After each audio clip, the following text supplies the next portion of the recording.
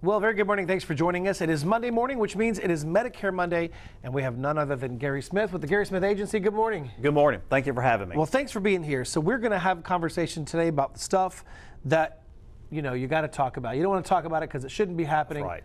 But you got to talk about it, and that is the Medicare scams and unsolicited calls. Now, Medicare agents, you're not allowed to cold call people and try and sell. And that's the thing today that I really hope everybody gets out of this segment is that, yes, we're salespeople, right?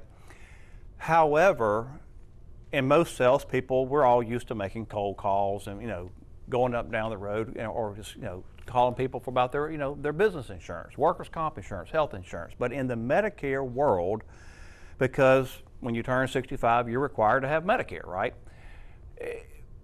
The government has said it is against the law for a Medicare agent to call you if you do not ask them to call.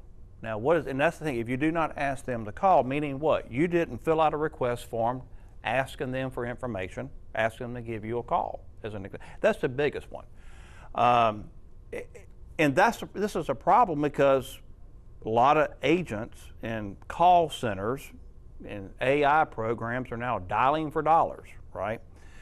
And it's one of the reasons why we advertise like we do, because of I need people to call me, right? And if they call me, I'm safe.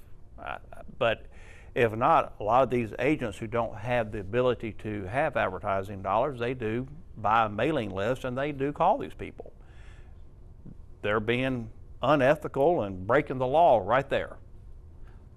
Well, it's safe to say if they're breaking the law there, what's next? That's right. And this is, and when I go to speak at the senior centers, I always ask people there, how many of you here, if there's 30, 40 people there, have signed up for a plan but didn't realize you signed up for a plan? And I'll get half the hands raised. Why? And I say, well, that happens because, number one, the person probably called you. And most of them say, oh, absolutely, my phone's ringing 15, 20 times a day. They won't stop calling me. But you talk to him or her. They go, oh, well, yeah, because they use some key code words like, and I want to read them so I don't mess them up here.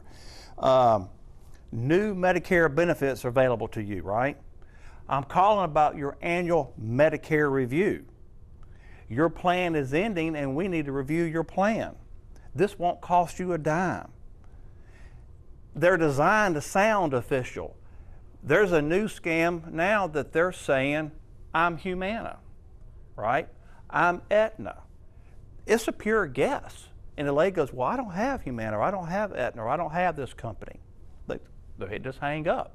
But what if they say, oh yeah, I have Humana, I'm calling to do a plan review. Wow. Boom. And then next thing you know, they've either taken your data, like your credit card or your checking information, or they signed you up for a plan when really all you were asking for was send me some information, right? Well, what if the person already has that information? For those of you that have gotten these phone calls and it sounds too good to be true, because they already have your name, they already have your phone number, they already know who you already are insured with. So yeah, you bring up a valid point. Where are they getting this information? Right. Now this is going to drive your listening audience crazy, right? This bucket or this side of the federal government says you can't call anyone, right? Don't call. This side of the federal government is the one that's selling the data, i.e. the post office. I have people call me all the time, would you please remove me from your list, your mailing list or your call list, which we don't call, but when you order a mailing list, as an example, for marketing purposes, the first thing they ask you is, well, do you want a phone number with that? And they now have your cell phone numbers, right? Where is this data coming from? The United States Post Office is selling this data to all these marketing companies who then in turn sell the data to me, which is how we mail out postcards. That's wild. Yeah, I tell people all the time, it's really, this goes to show you what the right hand and left hand don't talk to each other, right? And so yeah, the data is coming from the post office, and these people they have your phone number, they have your cell phone number, and then God forbid if you ever went online, right? Put in your phone number, your email address, and ask for someone to call you. Well, those companies are doing this nationwide, right? they turn around and sell your information to another marketing person. So they're trying to make a dollar everywhere they can, which is why you're getting 10, 15 calls a day. Because once you've given your data to one company, they're sharing it with their friends and their fellow agents. They're selling it here, selling it there. There are some rules that are coming down the pipe from Medicare, which are going to help prevent this, but has it prevented it now? No, because it's still against the law for someone to call you if you did not ask them to call. Maybe the right hand does know what the left hand's doing. Probably. Maybe that's the key. What does someone do as soon as they realize that they might be on the phone with a scam? We tell them very quickly, just hang up.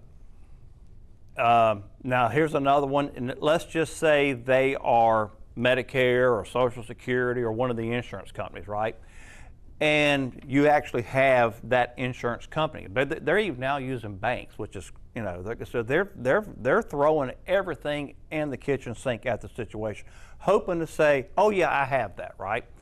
So as we tell everybody, you know, one of the ladies who spoke at a Scam Slam with the bank with me, she said very quickly, just say, you know, I'm right in the middle of something, give me your number, let me call you back.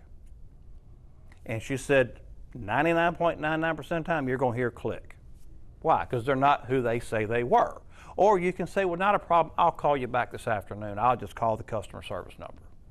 So that's another way, just right there, be proactive and say, number one, realize they're not supposed to be calling you. We're really stressing this today.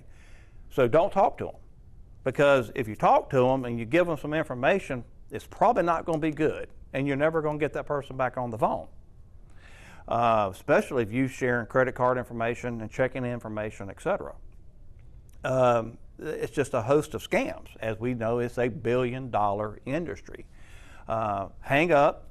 If you think it was legit, then grab your customer service number and just give them a call. Say, hey, I got a phone call from y'all, but I was busy. I'm calling back now.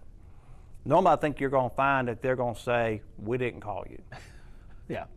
We don't typically call you. And that's what the lady at the bank said. She said most institutions out here who are, you know, she said she didn't know if it was rule or law, and I don't know neither, but she said 99.99% of the time, somebody, and I agree with this, Medicare, the insurance companies, the banks, they're going to mail you a letter to say, Miss Jones, please give us a call. There's a following issue or problem that needs to be addressed, or we need to confirm this or confirm that. And listen, if you have more questions, scan that QR code, get Gary's book, or call that phone number at the bottom of your screen, and Gary and his team will get you taken care of. Thanks for being with us today. Thank you for having me.